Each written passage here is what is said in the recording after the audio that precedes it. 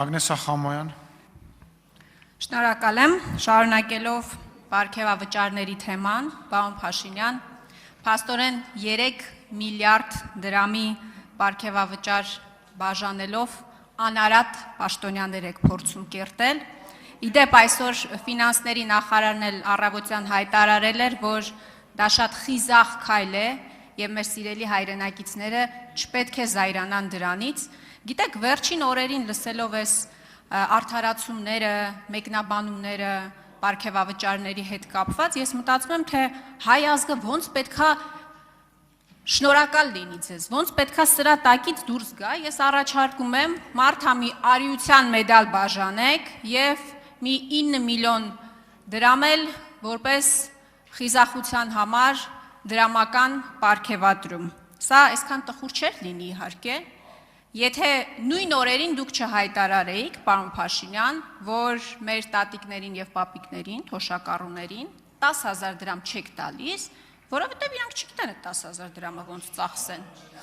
Հիմա քանի որ մեր կառավարությունը այստեղ է, ամբողջ կաբինետը այստեղ է, Մարթամի 7-8 միլիոն պարգևավճար են ստացել, ես առաջարկում եմ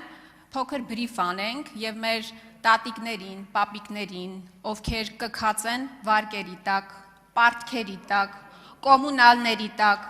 թանկացումների տակ, բացատրենք, թե ինչպես կարելի է ծախսել 10,000 դրամը։ Ինչպես կարձագանքեք իմ այս առաջարկությանը եւ նաեւ հարց, ինչպիսի ճիքեր պահանջվեցին ձեզանից այդ խիզախ քայլին գնալու եւ տարեվերջին 3 միլիարդ դրամի պարգևավճար բաժանելու համար։ Շնորհակալ եմ։ Արդյոք կպատասխանի Հայաստանի Հանրապետության վարչապետ Նիկոլ Փաշինյանը, համեցեք։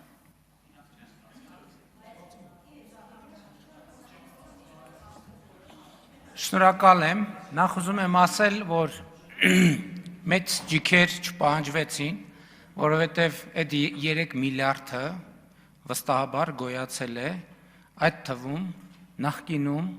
ձեր եւ ձեր շրջապատի մարդկանց հարկերից խուսափելու մեխանիզմը գործարկելուց։ Դրա համար է, որ ձեզ տենց մռմռացրել է դա։ Երկրորդը, հեշտությամբ, որովհետև ես գիտեմ, որ այդ թվում Հայաստանում կա ավանդույթ, ենթադրում եմ, այսօր ձեր խմբակցությունում էլ կա այդ ավանդույթը, որ ծրարով փողեր եք ստանում ձեր ղեկավարի կողմից, համենայն դեպս նախորդող շրջան եւ իմիջայլոց, ես ինչքան գիտեմ, քրեական գործեր կա,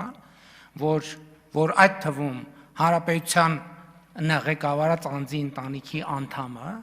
ասենք, այդ ճամպրուկով փողը մտնում էր կառավարություն կամ նախագահի աշխատակազմ ու բաներով, ասենք, օրինակ պատկերացնում եք, ինչ Հայաստանի Հանրապետության բարձրաստիճան պաշտոնյան մի հատ դուրս պրծուկից ծրարով փող է ստանում, մի հատ էլ բան պետք է անի, երևի ձեռն էլ պետք է փաչեր։ Ես պատասխանատու ասում եմ, 2018 թվականից էսկոմ, իմ վարչապետ ընտրվելու օրից էսկոմ, Հայաստանի Հանրապետության կառավարությունում այդպիսի բան չի եղել եւ չի լինելու։ Եվ ես կարծում եմ, որ այո, այսօրվա կառավարությունը եւ խորհրդարանական մեծամասնությունը իր արձանագրած տնտեսական եւ բյուջետային արդյունքներով պետականություն ամրացնելու իր ռազմավարությունը պետքա շարունակի։ Եւ այո, մեր պաշտոնյան չպետք է ենթակա լինի որևէ կողմնակի, բայց սովորել եք, հա, որ օլիգարխները դռները քացով տալով մտնեն պաշտոնյաների դուր, ոտերները կջարդենք։ Հələ թող մեկը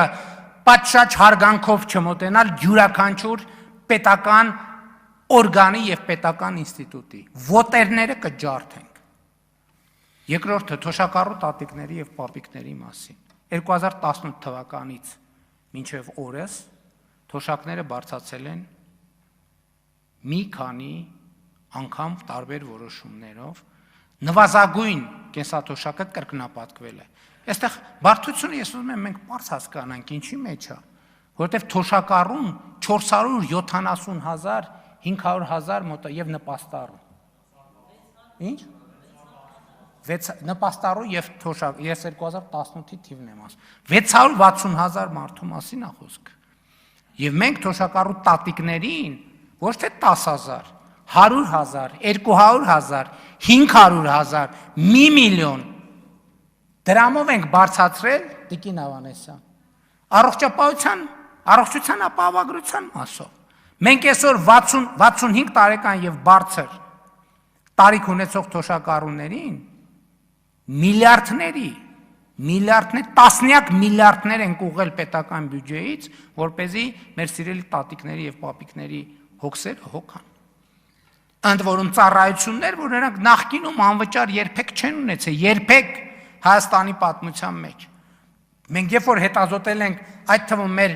սիրելի տատիկների եւ պապիկների կարիքները, տեսել ենք, որ իրանց առաջին, երկրորդ, երրորդ, չորրորդ կարիքը առողջապահությունն է եւ մենք տասնյակ միլիարդներ ենք ուղղել դեպի առողջության ապահովագրություն։ Մենք անկանխիկ առևտրից հետ վճարի համակարգով միլիարդներ ենք ուղղել դեպի թոշակառու մեր տատիկները եւ պապիկները, թիվը հիմա ծրագրի սկզբից մինչև հիմա, ասենք 32, այս տարի էլ ինչքանով ենք ավելացնել։ Այսինքն տասնյակ միլիարդների մասին է խոսքը, եւ երկրորդը, այո, պետական պաշտոնյան, որովհետեւ ինչ է ալնում, այստեղ դուք էլ հարց եք տալիս, այստեղ էս խնդիրը կա, ոնց եք լուծելու, այստեղ են խնդիրը, պետական պաշտոնյան պետք է լինի գերկենտրոնացած իր աշխատանքի վրա եւ զերծ որևէ կողմնակի ազդեցությունից, Այդ թվում գիտեք ինչ, հիմա կարող է լավ չլինի ինչ էլա, այդ թվում պետք է որոշակի նաև հարազատների, բարեկամների, տարբեր խնդիրների առաջ խեղճանալու տրամաբանություն։ Պետք է կենտրոնացած լինի իր աշխատանքի վրա։ Այո, թալանացը ձեզանից հավաքել ենք եւ բաշխել ենք, թալանացի 0.00 թալանացից հավաքածի 0.000.1%-ը հավաքել ենք եւ բաշխել ենք, ուժեղացրել ենք, ներդրել ենք մեր պետական ապարատի վրա, որովհետեւ մենք մեր սեփական միշիկը չունենք ու չենք ուզում ունենանք, որ մտնի պաշտոնյաներին բան անի, ծրարով փող տա եւ այլն եւ չենք էլ ունենալու։ Եվ այո, ճիշտ են կարել,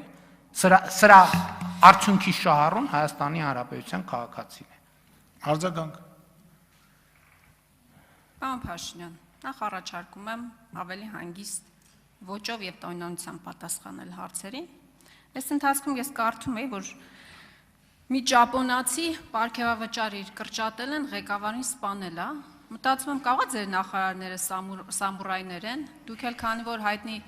կյանքեր փրկող եք, գնացել եք այդ խիսախ քայլին, սա իհարկե հումոր է, հիմա իրականություն է եւ մռմռալու մասով։ Ես հասկանում եմ, որ այս հարցը ձեզ շատ մռմռացնում է,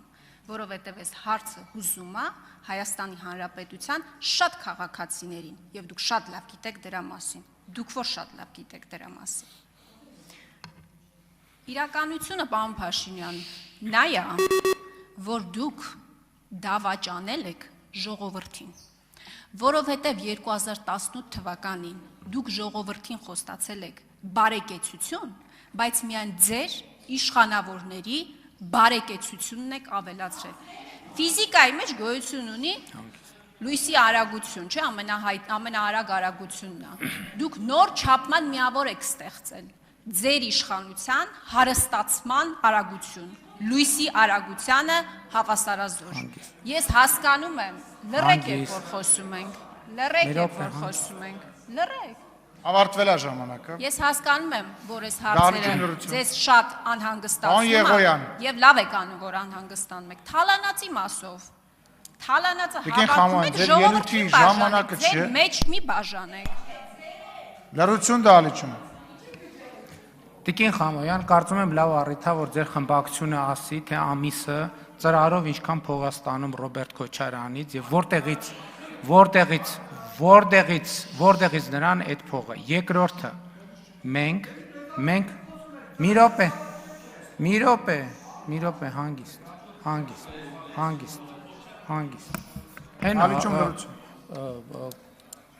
Կոնկրետ մարդիկ կան, որ փաստագրված կոնկրետ միշիկից փող են ստացել ժամանակին, հիմա են նստած են այս դահլիճում։ Ծրարով։